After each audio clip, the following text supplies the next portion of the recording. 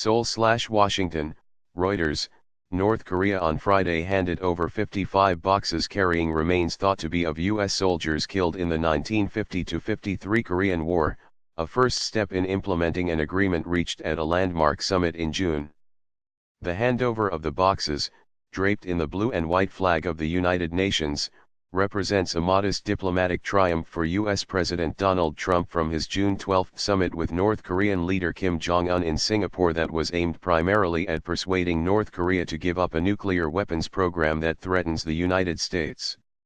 I want to thank Chairman Kim for keeping his word, Trump said at a White House event, at which he hailed a great fallen heroes from America. We have many others coming. But I want to thank Chairman Kim in front of the media for fulfilling a promise that he made to me. And I trademark am sure that he will continue to fulfill that promise as they search and search and search, Trump said. The transfer of the remains coincided with the 65th anniversary of the 1953 armistice that ended fighting between North Korean and Chinese forces and South Korean and U.S.-led forces under the UN command. The two sides remain technically at war because a peace treaty was never signed. More than 7,700 U.S. troops remain unaccounted for from the Korea War. About 5,300 were lost in what is now North Korea. The pledge to transfer war remains was seen as a goodwill gesture by Kim at the summit. While it has taken longer than some U.S. officials had hoped, the handover will rekindle hopes for progress in nuclear talks, which so far has appeared scant. Kim committed in a broad summit statement to work toward denuclearization, but Pyongyang has offered no details, raising doubts about whether he is willing to give up his weapons unilaterally, as Washington has demanded. In a statement on the remains handover, the White House said it was encouraged by North Korea trademark's actions and the momentum for positive change. South Korea called it meaningful progress that could contribute to fostering trust between Pyongyang and Washington. A U.S. military transport plane flew the remains from North Korea trademark's northeastern city of Wonsan to Osan Air Base in South Korea. At Osan, soldiers in dress uniforms with white gloves slowly carried the 55 cases to waiting vans. U.S. Defense Secretary Jim Mattis told reporters the remains would be reviewed initially in Korea before being flown to Hawaii for forensic identification. While there was no indication of anything amiss, he said, it was still not known who was in the boxes. You noticed there was a UN blue flag on each of the boxes. Many of the UN nations with us also have missing he said. Or as we discover it, the trademark be returned and they could go to Australia, they have missing. France has missing. America has their trademark a whole lot of us he said. We have families when they got the telegram have never had closure.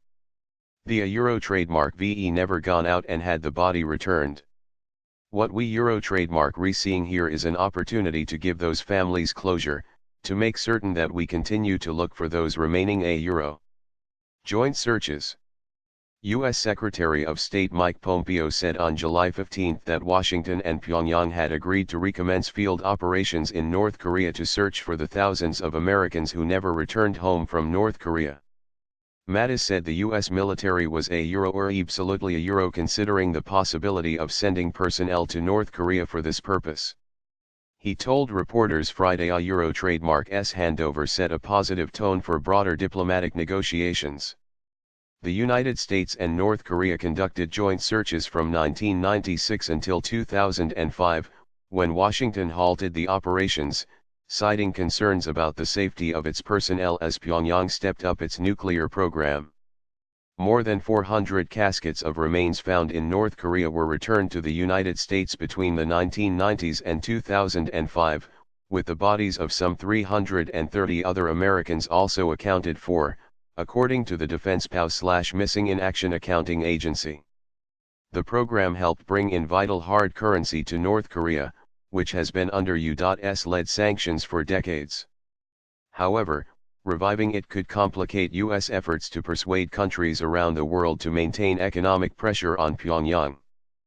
Pyongyang has renewed calls for a declaration of the end of the Korean War, calling it the a first process for peace and an important way Washington can add heft to security guarantees it has pledged in return for North Korea giving up its nuclear weapons.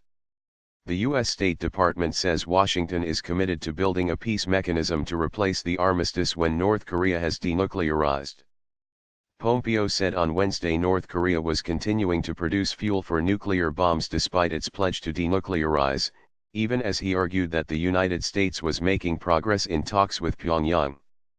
Pompeo said North Korea had begun to dismantle a missile test site, something Kim also promised in Singapore, and called it a good thing, steps forward a.